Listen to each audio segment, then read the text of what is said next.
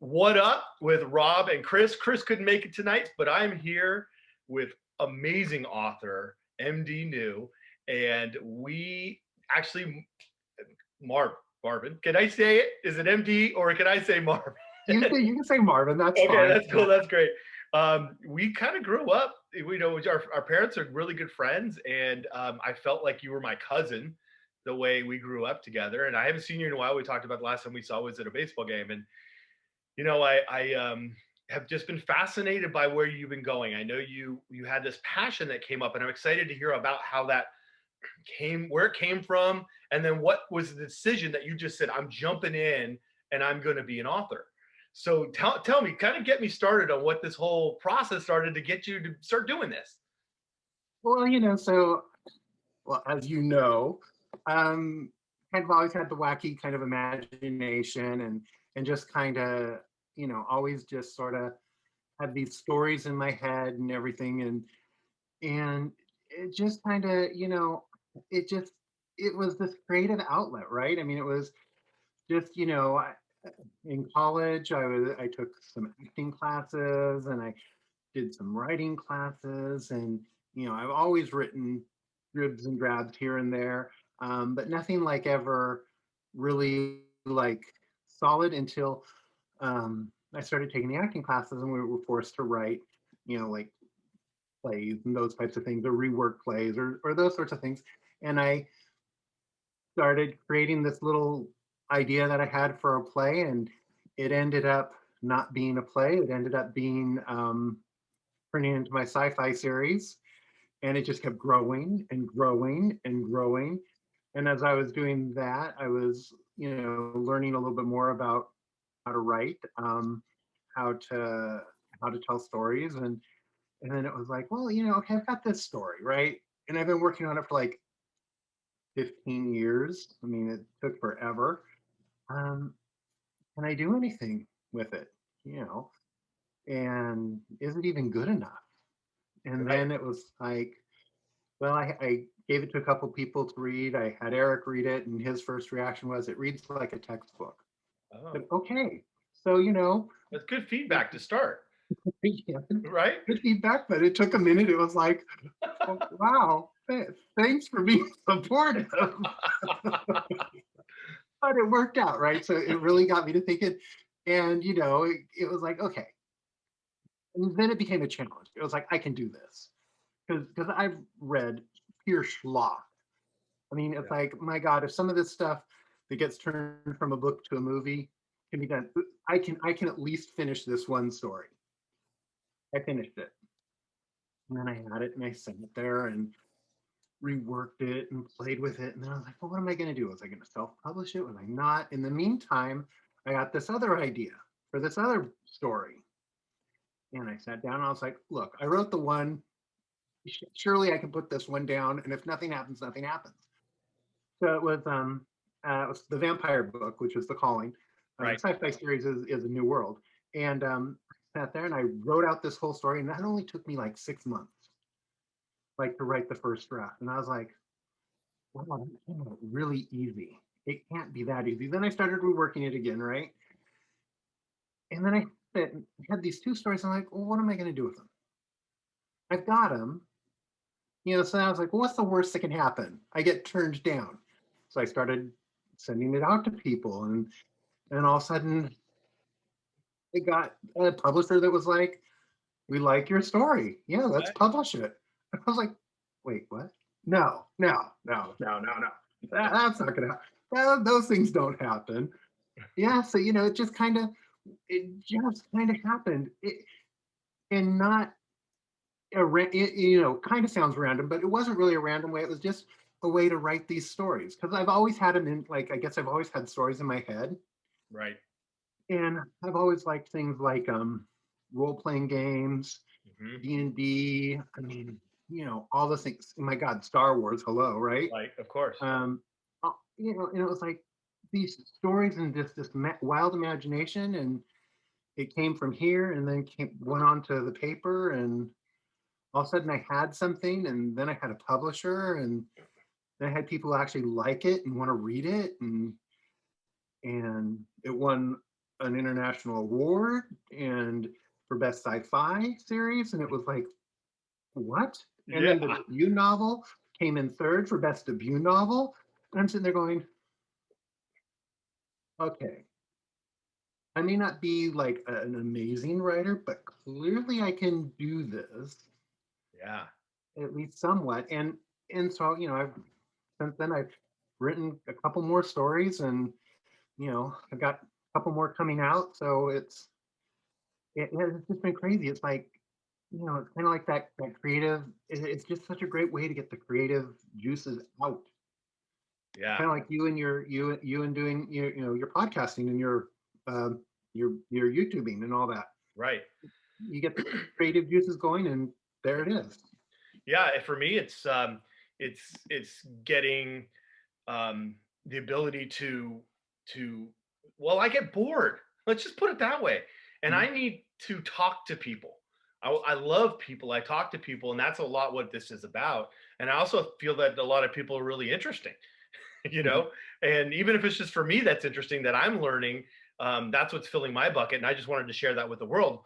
The amazing thing is that there was a response, like you said, you had a response, and you're like, "Oh my gosh, I think I can do this," and that's kind of what's happening with me too. So I got even more aggressive and just asking. So my process on a daily basis is kind of chaotic, but I'm starting to get that point where I'm seeing where I can improve myself and I Mhm. can get better. And I was going to ask that question to you. Do you feel that as you've gone along that your process has changed, and do you become more efficient? Do you find yourself being that you're feeling that you're writing better? Yes and no. Okay. So yes, the writing process is definitely, you learn so much.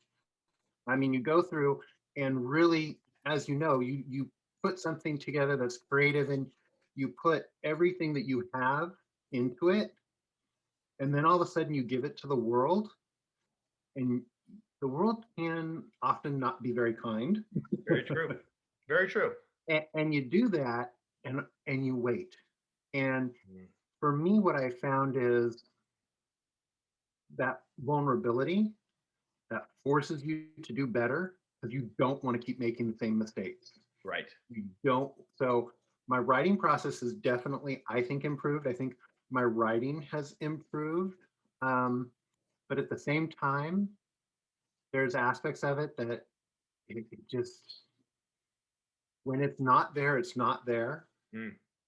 But when it's there and you can do it, and you're writing and you're in the groove and you're just going and you're sitting there, and all of a sudden 5 hours go by and you're like, wait, what happened? And you just did it, and you've got 3,000 words or 4,000 words or 2,000 words on a page, and you have these characters that are there, and yeah, so it changes. I mean, it's like everything. You grow, you get better, you learn tricks, Mm. you see what the editors like, what your beta readers like, what your Huh. readers like, and you take that knowledge and you put it into the next one.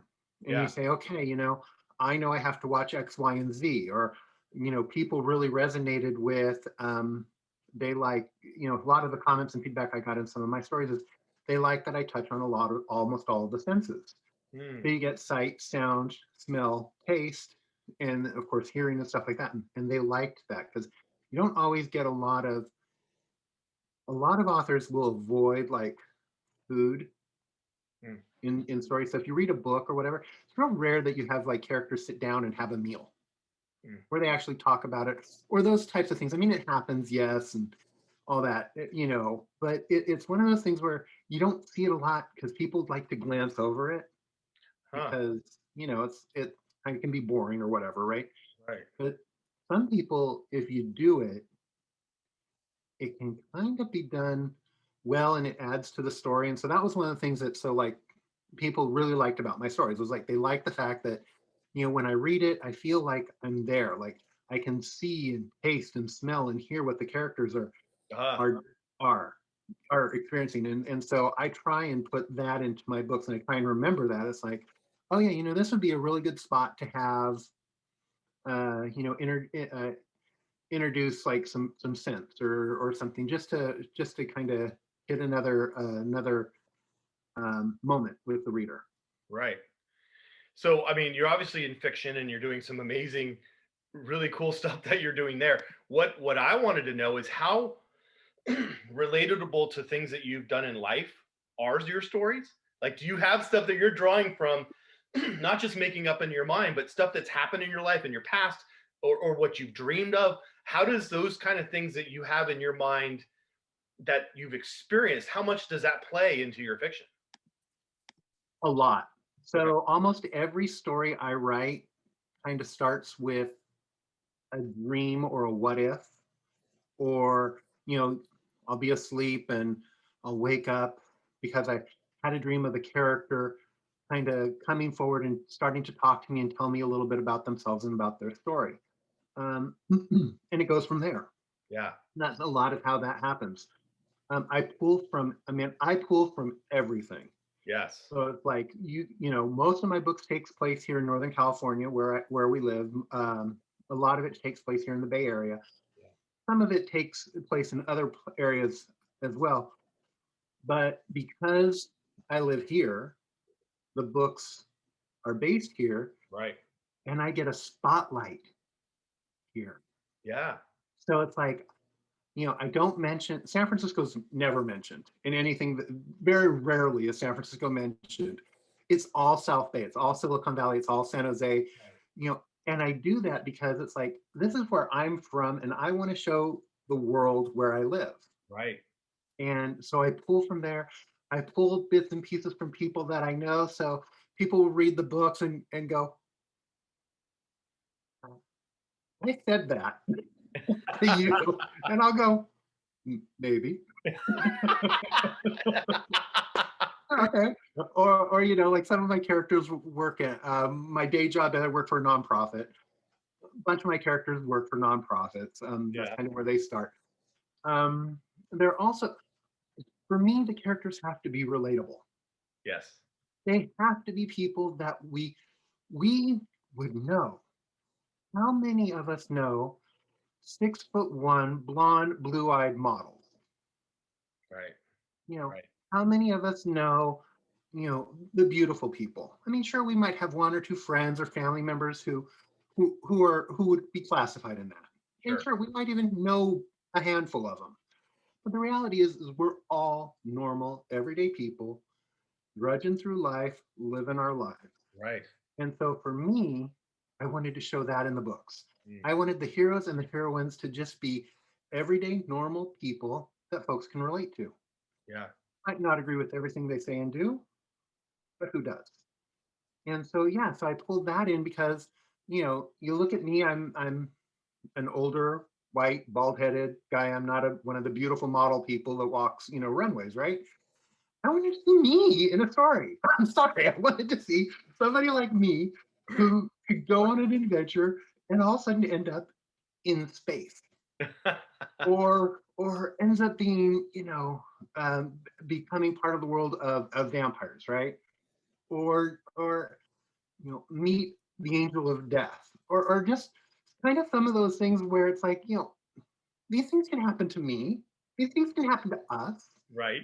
You don't have to be a, a tween or a young adult or a 20 something beautiful person to have something really exciting happen to you.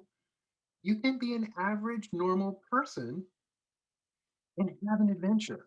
And so Absolutely. yeah, that was another thing that I pulled in, right, from reality. And so like I said, people are going to read the books. I think you've read at least one of them, or I think you've read one of them, I think. Definitely started with a calling. Yeah, yeah. Yep. And you kind of, I mean, I hope you kind of got that feeling of the character in The Calling, Duncan, is kind of just an average normal person. Right. There's nothing overly special about him, Right. but that doesn't mean he's not special. Exactly. It just means that he's just a regular guy who got put into this extraordinary situation. So yeah, that's what I wanted to do. So every one of my books is about normal, everyday people who just so happen to be thrust upon this crazy universe that I created for them. So it's basically us as kids, and we were playing in the backyard on my hill, and we created this whole world out in the backyard and amongst the trees. And then that's what the stories become, right? The same idea as Yeah, kids, but as an adult now you're saying, hey, this is what I wanted to see me in this situation. This is an adventure. And that's kind of where it's coming from.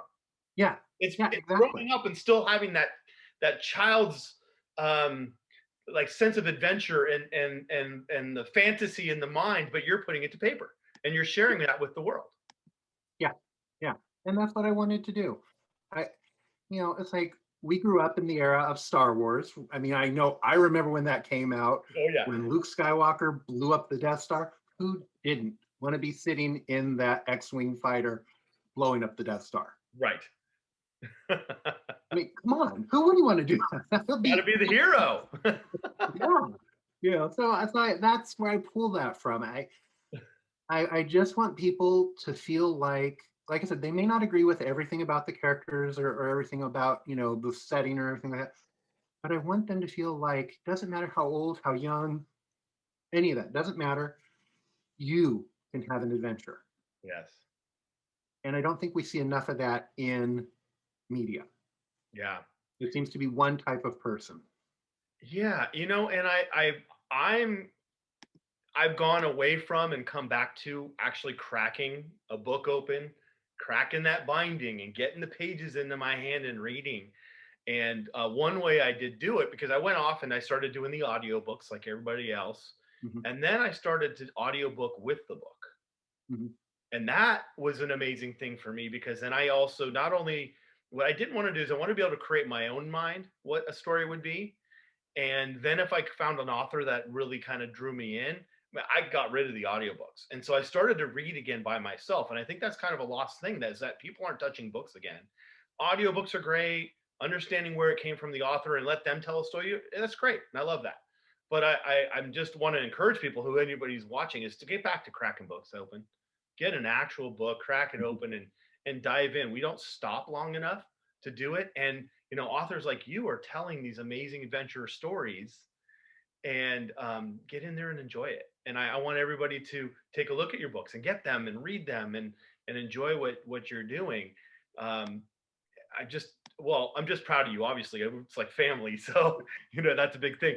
I'm looking at the books that are behind you. Obviously, right? You got them set up perfectly. Yes, I did. I figure whenever I do something like this, it's like, okay, I've got to have something in the background. And instead of, I always put a few of the books. 'Cause I figure, it fills the space.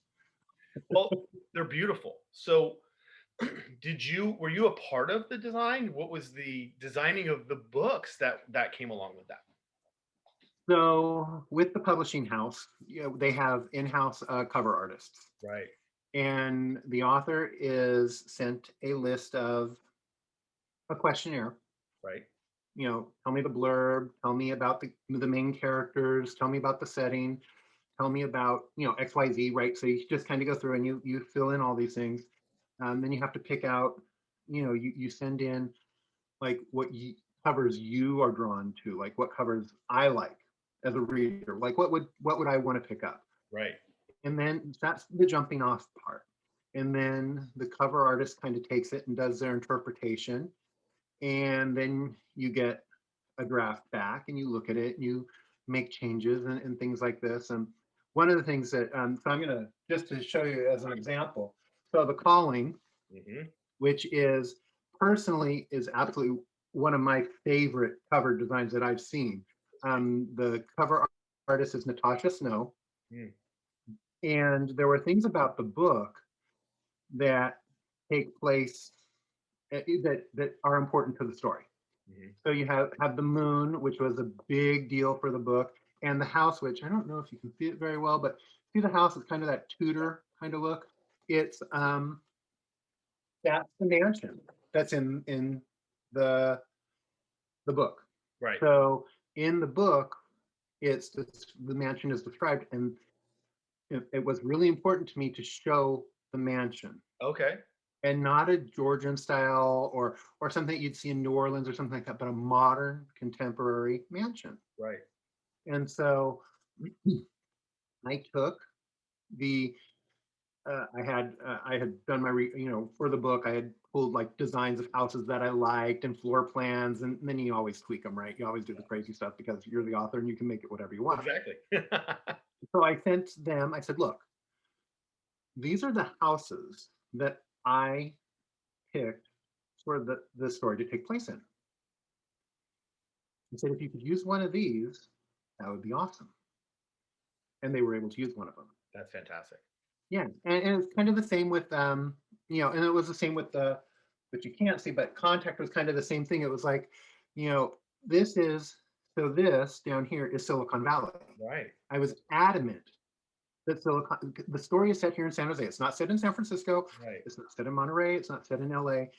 Silicon Valley, and it absolutely, I was adamant. It needs to. We need to show. We need to represent Silicon Valley. So we did that, and then there were things like I wanted a spaceship and I wanted a planet and all that, Right. just to kind of, you know, tell a little bit of the story in the cover. And so, to that regard, yes, that's what the level of involvement I get. Do I actually get to sit there and design it myself? No, that would be bad for everybody. No, right. No, that's different. Yeah. No. But yeah, so Well, you you work get with the somebody cover. to build a fence for you. Right. Yeah. It's like I can't. It's like I draw. You know, my people are stick figures, right? So that's the Exactly. level of artistry I have. But yeah, so that's kind of with the cover art. That's kind of what you do, and they work with you and until you get something that you really like. And obviously, the publisher has a big say in it Yeah. because they're the ones publishing it. Right. So luckily, I've been very blessed to work with a publisher who liked kind of my concepts and the cover artist who's able to create them. And you know, even on CAD, this one of all my covers, this is probably one of my absolute favorites. I sent them, my only notes for this was that it has to be a clock, angel wings, and a really pretty font. Huh. And I said, and in like, you know, like neutral tones. Right. This was the first cover that I got back. Oh, you were done. They were done. I got this back and I said, you nailed it. Yeah. Absolutely nailed it. Yeah. How fun That is I couldn't have done any that? better. Yeah. Huh? How fun is that when that happens? It's just like, oh, we're good. Yeah. Yeah. They sent it to me and my response was, oh my God, this is perfect. I love it. Yeah. They were like, yes. And I was like, yeah, when can I start using it? All right. So, yeah. I've got something. I think you're gonna love this because I'm gonna let everybody know. You're a huge Disney fan. Me? Aren't you? Yes. Huh? Me? Yes. No. Oh, No. I know this. Watch out for the lightning. My Yes. question is, Disney has the hidden Mickeys all over the park, right? Somebody who's a Disney fan understands what hidden Mickey is. Yes. I want to know if you use hidden Mickeys in your book. Are there things that repeat in your books that people don't know about, but it happens because you got your little hidden Mickeys in there? Yes. Yes, I knew it. There are, in fact, I have some Easter eggs in just about every one of my books that if anybody who reads all of my books, other than the settings basically being here in San Jose, there will be at least one, maybe two mentions of Disney and or Disneyland. Oh, that's great. Yep. And that's in every book. It would. doesn't matter. Yeah. There are also, if people are really clever, there will be background characters that are in books. So you might have this one-off character in one book who makes an appearance in another book. Oh. You might have the main characters from one book show up in another book in the background. Interesting. So yeah, I do put in some of those types of things for myself because I find it entertaining. Absolutely. And I know like with Stephen King, he does a lot of those types of things too. Mm-hmm. He'll make tiny little references to other books, and I've always loved that about him. Yes. You know, I mean, you don't go on 20 pages telling you how a pencil looks like, but right. Yeah. Him and Anne Rice, boy, curtains. Exactly. Oh. But like he's got what was it? I want to say in was either in The Stand or it could have been any of his books because they all take place in Maine, but Right. he makes a reference to Jerusalem's Lot. Hmm. Character sees a road sign for Jerusalem Lot, and the character says, "This doesn't sound like a place that you'd want to spend the night." Of course, anybody who's read Salem's Lot knows the town is actually Jerusalem's Lot. Right. Which so it was just so he did fun little things like that, and other authors do fun little things like that. Yeah. And I just for me, it's just like it's just a moment of I need I need a character, I need a reference, I need something. And well, I already used that in this other book. Let's put it in here. Right. Change it a little bit and see if anybody notices. That's fantastic. I knew it was happening. I had to ask. I think that is the best thing. One of the great secrets that you can share as an author is that yes, this is happening. And it leads me to a whole nother thing. Because you have to have thought about Mhm. it. You have characters that you fall in love and you wrote about and everything like that. Have you thought about who the celebrity actors would be that would play some of the people in your books? Some of them, yes, Okay. but a bunch of them, no. Hmm. There are certain people. Um, there's so you read so there's a character in The Calling. His name is Curtis. Yes. There is an actor who I think would make a brilliant Curtis, Hmm. and I'm blanking on their name right now because But you can see their face. I know that. that's just because yeah, you can totally see their face. Right. But so yeah, there are a couple of them that I have that I think it's Daniel Newman. Oh. That's his name. He was the guy from The Walking Dead, Oh, yes, I know what you're talking the redhead guy. about. Yep. Yeah, With the long hair, the redhead. Yeah, I know what you're talking about. yeah. So Yep. him. So yeah, so he just when I saw him, I was like, oh look, there's Curtis. Mm. And so that was just like, so yeah, it was just like that. That to me matched my what I had. Other characters like Juliet, I know what she looks like in my head, but I can't give you an actress that would be her. Okay. Just because there's just I it's like she's one of those characters that I see and I know and all this, but yet if you were to show me 50 actresses and say, okay, pick Juliet, I'd be like, Right. don't know. So yeah, so it happens with a few, and there's some that I'll sit there when I'm creating like the character or whatever, I will instantly be like, oh, this could be so and so. Right. This could be, and that happens with not only the main characters, but the secondary characters, the tertiary characters, and then any background characters. It's like, oh, this actor would be great for this particular person. Right. In my sci-fi series, the leader of the aliens, her name is Mirtoth Esme, and the actress who I have in mind for her and have always had in mind for her is Marina Sirtis. Oh. So Okay.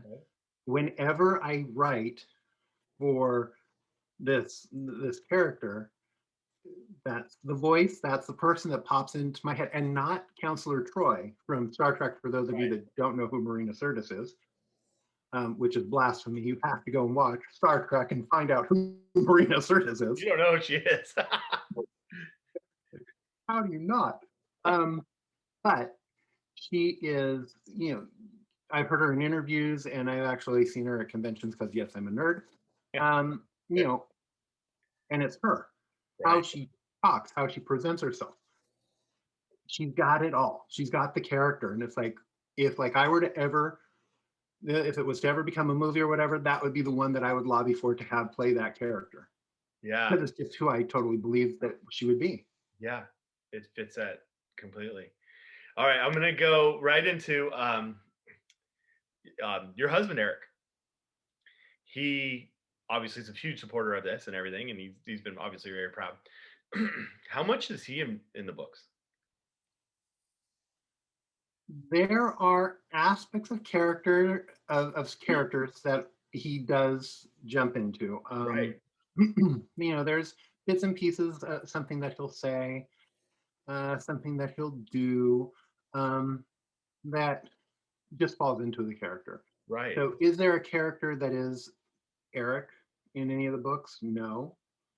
Um, but there are bits and pieces of him in a bunch of different characters, just like there's bits and pieces of me in a bunch of characters, Yeah. and all of that, right? I mean, so there's, Friends are like that, families yeah, like that. They all there's little bits of everybody, right? yeah, exactly. There's moments like, well, I think in Contact, in the sci-fi series, one of the characters is finishing off a can of soda. Yes. And you know, when you get to the bottom of the can, there's just a little bit left, Yep. and they go, right? Eric does that. Oh, there's a little nuance to it. It drives me mental, but he does that, and there's nothing wrong with it. That's just the way that he finished it. And so one of the characters, there there it was. Oh, that's so good. Yeah, yeah. Oh my gosh, that's awesome. So how many so you're working on a few books as you said right now. So how is it when you're working with multiple books? Like how do you do that? How do you keep the focus? And is there a deadline? Because you have a publisher, are they kind of asking for more or what are we looking at? So how it works is, they luckily, I'm not under deadline for any of my new manuscripts. So Okay. anything new that I write, I'm not under a deadline for, which is great. Yeah. Where the deadlines come in is once I submit the book to the publisher, then once the editor gets a hold of it, then I get, hey, can you have this back to us in 2 weeks? Can you have this back to us in a month? That's when the deadlines are there. Yeah. And so you like really have to hustle to get those bits and pieces done. And so that's when those deadlines come in and can be challenging. Okay. For me, like I said, right now, so I have the sequel to The Calling, which will be out on April 19th, which I'm very excited about, Okay. because that finishes up this particular, it's a duology, so it finishes up that little story. And I'm really happy with everybody, where everybody ends up. So Yeah. I'm pleased with it. So I don't know if other people will be, but hey, I'm happy with it. So kind of that's where that one is. So there's nothing at the moment I have to do with that one. I'm not writing anything more of it. There might be some final proofing that comes through that I'll have to sign off on, those types of things. The third book in the sci-fi series, A New World, has been written, submitted to the publisher. I have yet to get the edits back from the editor. Mm-hmm. So again, that's in a place where it's on hold. Right. So I'm not doing anything with it right now, Okay. until I hear back from the editor. So right now, I'm able to work on some of these other projects. So I just did a voting anthology that I was part of, where I had to write a short story for that, Hmm. which turned out really good, really happy with it. But that was a really fast turnaround. That was like 3 months. Yeah. So from the minute we wrote it to release date, 3 months, and still had to go through 2 rounds of editing, a round of proofreading, cover art, all of that. It was like, if Yeah. I had hair, it probably would have been gone. So I worked on that, but I'm also working on a new sci-fi / urban fantasy story, which takes place about 100 to 150 years from now. Okay. And I'm about 55,000 words in, which is about 200 plus pages. Okay. And so that's what I'm working on at the moment. Yeah. So yeah, I have multiple projects out there and they're all in different stages, Yeah. but luckily I'm in a position where I can focus in on one story. Yeah. What can I ask? Is there a full circle coming here? Because the first thing you said when we started here was that you started with a play, right? Right. Have you started to think full circle back to a play, maybe? You know, I've toyed with the idea of taking, so A New World started as a play. It started as a family drama. Hmm. Started basically about two brothers having a big falling out, fighting, not talking, drama, drama, drama, drama, drama. Never really went very far. the idea was there, but it kind of petered out. It was just like, well, okay, then what? They're going to make up and, be happy. And I was like, no, it wasn't what I was going for. Right.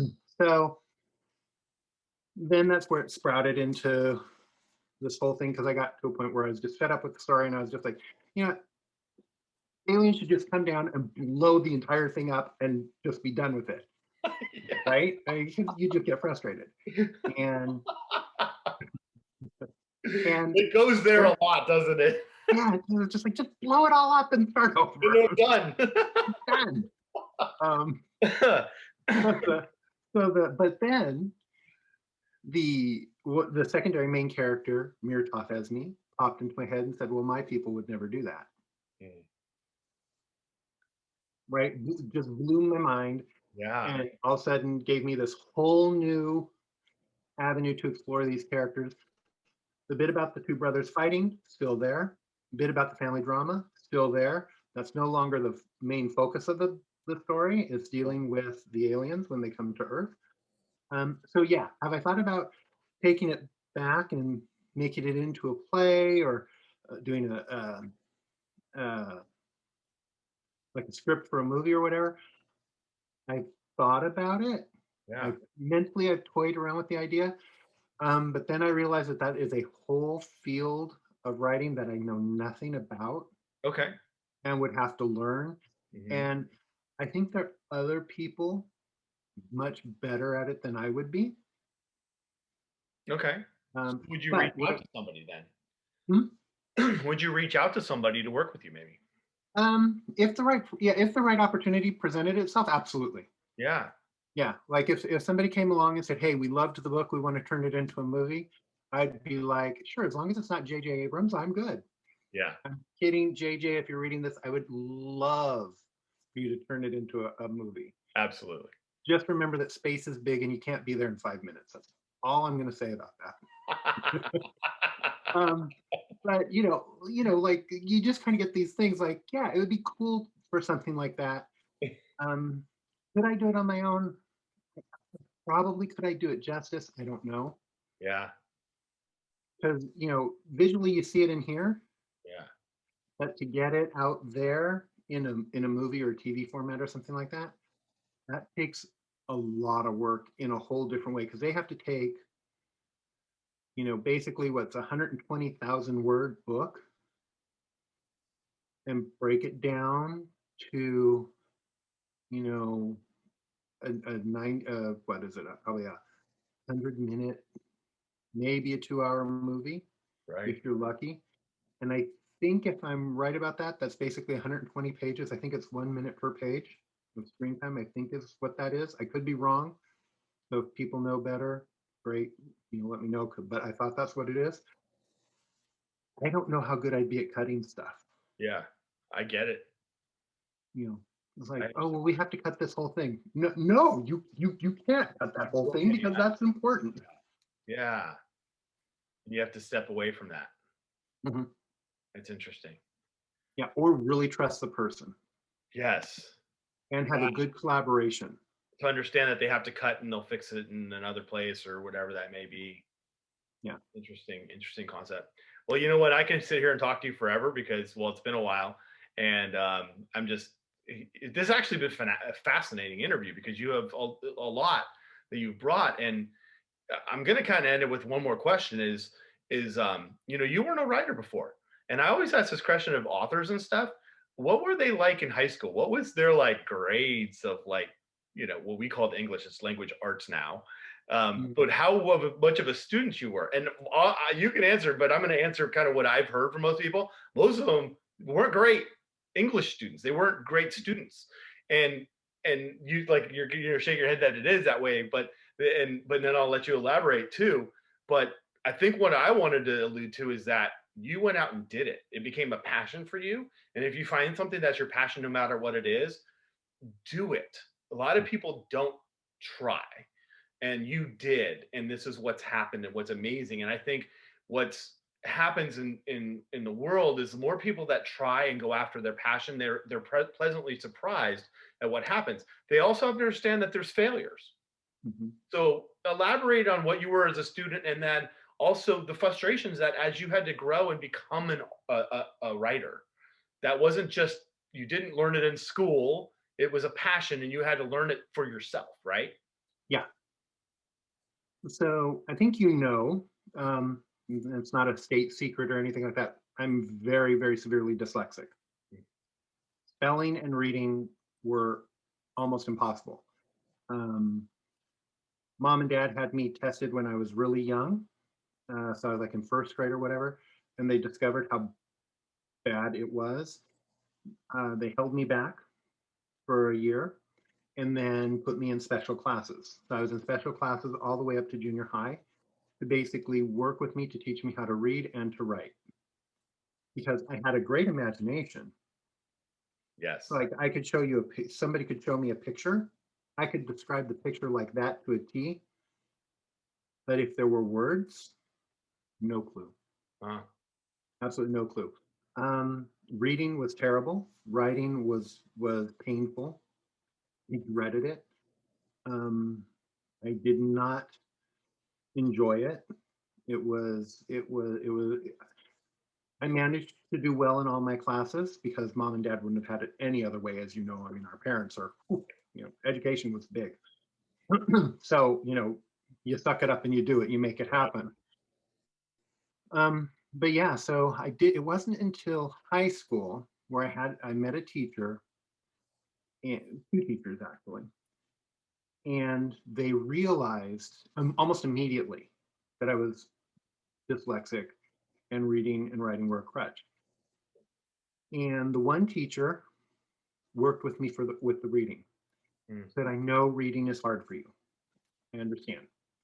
This is what we're going to do. And it, she introduced me to stories and to books, and we found all kinds, and not like fluffy books like My Antonia, Moby Dick, Red Badge of Courage. I mean, the stuff that you're required to read. Right. But she worked with me, and that was to get me to love reading, and I did. I started once I was able to read those. I realized that I could read other things. Like if anybody can read Moby Dick, you can read anything. I mean that's and You could read a existentialism, Red dictionary. Badge of Courage. Oh my God. You read those things and it's like, wow, you can read anything. So I was able to pick up books. I Yeah. had an English teacher, and she of course knew that I was dyslexic because her husband was dyslexic, Mm. and she could tell by my writing. And so she worked with me a little bit on my writing and stuff like that. And it just kind of, all those things helped because like I said, those were horrible for me. In college, I lucked out and I got when you're taking English A and English B, the English teacher was a grammarian. That was what his big thing was. Yeah. And he taught us grammar, grammar, grammar, grammar, which mine sucked, sucked, sucked, sucked. Yeah. Um, and it's still really bad. Thank God for editors. They are a godsend. Um, but at least I had those understandings, and I had these teachers that kind of stepped up a little bit and kind of helped, and it made a difference because it was like once you find out that you can do something, instead of everybody sitting there calling you stupid, which I got a lot, especially in school, especially from teachers. Some teachers, they just call you stupid and forget about you. Mm. But when you have a couple of good teachers who really take that minute to kind of get to know you and understand you and are willing to kind of help you as much as they can, that's what makes a difference because it all of a sudden it opened up the world, right? I mean, Right. I was able to take my imagination and my dreams and my thoughts and put them down in a coherent manner. Right. So yeah, school, I did okay in school, but yeah, writing English, Yeah. no. And it's always the ones that become writers or in that type of field that worked. And when you said that, you were talking about how you overcame a lot in the dyslexia. And that probably was why there's a big part of that to you in being a writer. You were able to find certain, maybe it's uh, shortcuts that normal people. I'm dyslexic too, so I understand because I have to use some Yeah, shortcuts too. yeah. And what I ended up doing is I learned how to pull main things out of Mhm. things because I couldn't really go through the reading the way it was. Yeah. Mine was that I never, because I had the dyslexia, I never got to the point where I was reading fast enough to make it a movie in my head. Mhm. And so I ended up having somebody later in life that I was working at a company saw it. And she's like, "Hey, let me work with you. I actually taught this." And she got it to where I could actually get past that, where I started reading fast enough that all of a sudden I had a movie going on in my head. Yeah.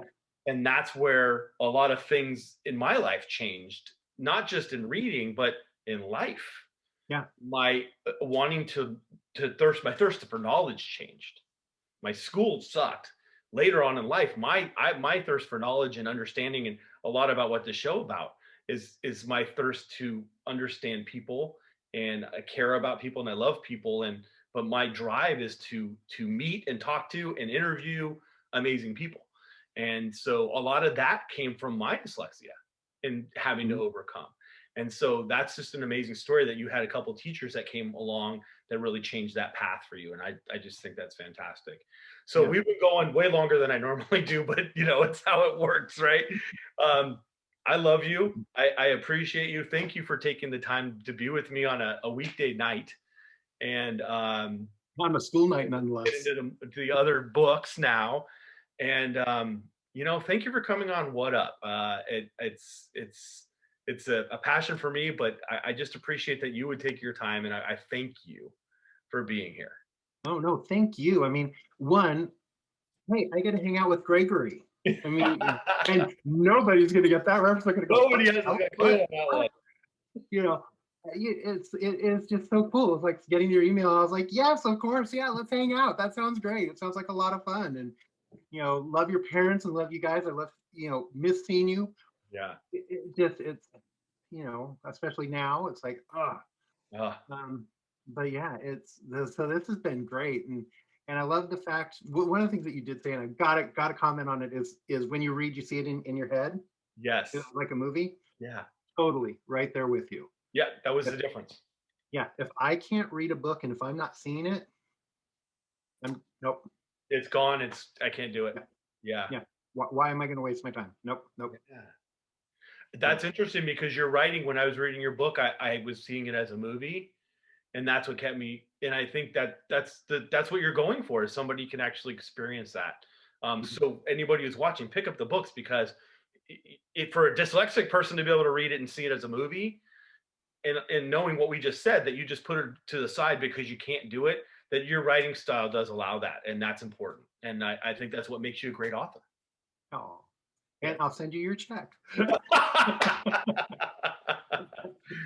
Well, send everybody over to watch this because that's the benefit, is that people get to see this. That's what fills my bucket. Obviously, YouTube at some point, maybe I'll make $25 on it. That doesn't really matter to me. But Yeah. ultimately, I hope people watch this and see this and are proud of you, and that know you. And just thank you so much. I love you so much, and I appreciate you. And thank you for coming on. What up? Hey, absolutely. It was so much. It was so much my pleasure. And tell Gypsy and Fred and Marvina, I give them my love and let them know that we all love them to pieces. And Absolutely. we miss you guys, and we hope to see you soon. Yes. All right. Have a great night. Yep, you too. All right. Good night. Good night.